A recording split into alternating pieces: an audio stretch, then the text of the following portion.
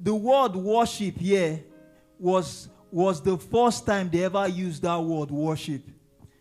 The word that Abraham used here, that he said, we will go and what? Worship. It was the first time that they used this word worship in the Bible. And it gives us an understanding that Abraham knew that when it comes to worshiping God, it is beyond your comfort. It may not even please you. It may not be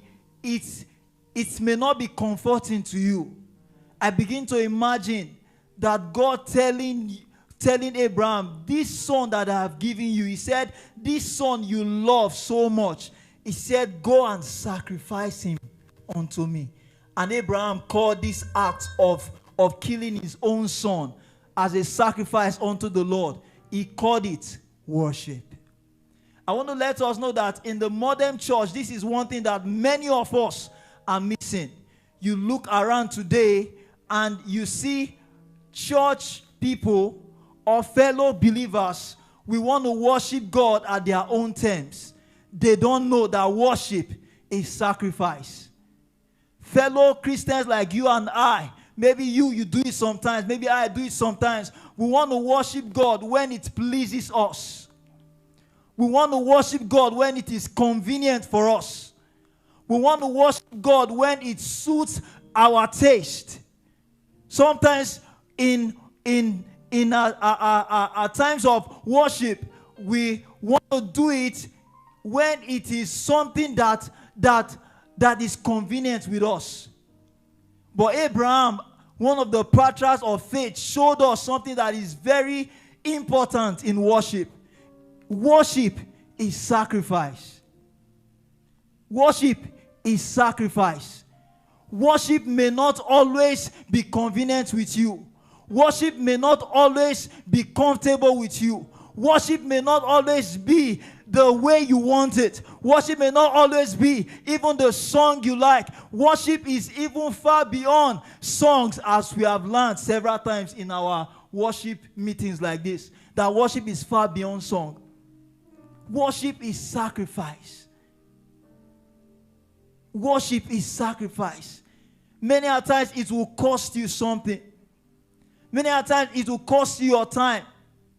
Many a times it will cost you your sleep. Many a times it will cost you your resources. Many a times it will cost you a lot of things that you want for yourself. He says, sacrifice your son Isaac, whom you love. What is that thing that you love? What is that thing that you love? And sometimes you cannot just let it go to release yourself to worship God.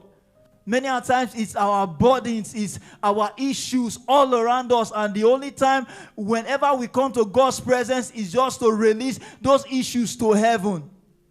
Just to release those issues to heaven, list of needs that we want and all that. It is good. We will see how God can be able to turn those things into miraculous blessings upon your life. But Abraham gave us a pattern. He said, see, worship is sacrifice.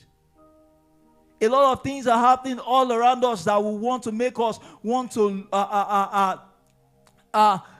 be perturbed and be disturbed, and we will lose that sense of worship unto God, that sense of exalting Him, that sense of glorifying Him, that sense of magnifying Him, that sense of praising Him and extolling Him.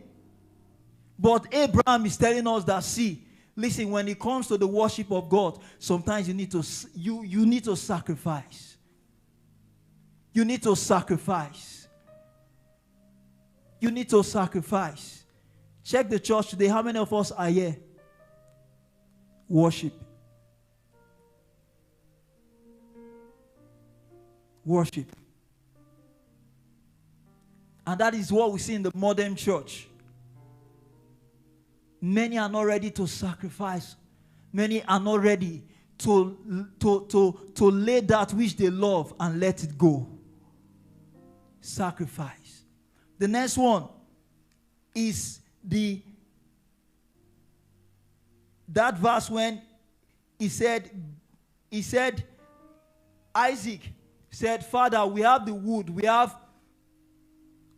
the things to make the fire. Where is the lamb? And Abraham looked at his son, who he knew that he's going to kill this one. Abraham has already made up his mind that this one I'm sacrificing him. He said, God will provide. He turned his focus from his son that probably he would have been having that feeling for, so I want to sacrifice this thing. And he turned his focus onto God. He turned his entire attention onto God. He saw that this boy is going to die, and it's as if this boy is appeasing me. Father, where's the lamb? He said, don't worry. God will provide. He focused on the worship. He left the empathy that he was feeling for his son. Do you know what it takes? That your only son that God has promised you, he said, go and sacrifice it. I know how Abraham would have been feeling. That, this promise that have come, I should let it go. But he said, no, I'm letting it go. I'm focusing on the one that gave it to me. And that was the worship he offered on that mountain. Literally, he has killed Isaac in his heart. And he has focused his attention on God. I want to let you know that until you focus your entire attention on God, your worship is not complete. Your worship is not complete. We have gathered here again to release worship unto the one that owns our life, that owns our entire being, that owns our everything. I want to let you know that your worship will be complete when you focus on him and him alone. Your worship will be complete when you let go of yourself. Your worship will be complete when you let go of your burden and just focus on magnifying him, and just focus on glorifying him, and just focus on exalting him, and just focus on expressing your love and your passion for him. That is when your worship will be complete. Abraham saw in his heart that God that has given me this son, if he wants to take it, he deserves it. He made up his mind. He deserves it. He's worthy of it. He gave me, he promised me, I've waited for so long and it came. I am letting it go just to worship him. Can we rise up tonight?